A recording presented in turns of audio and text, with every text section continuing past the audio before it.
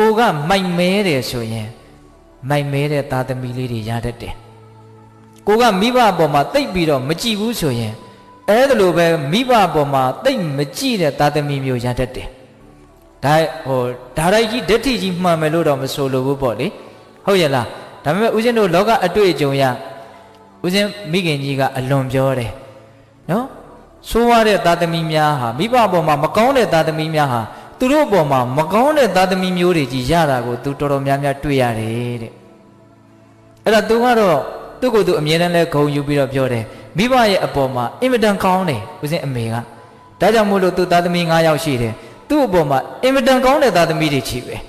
သားသမီးနဲ့ပတ်သက်ပြီးတော့သူ့မှာစိတ်ဆင်းရဲတဲ့အကြောင်းမရှိဘူးလောကကြီးရဲ့အင်မတန်ဆန်းကျင်တဲ့သဘောပေါ့နော်ကံတူအကျိုးပေးလို့ပြောရင်လည်းပဲရနိုင်ကောင်းပါရဲ့ဟုတ်ရဲ့လားဒါကြောင့်ကိုယ့်ဘဝ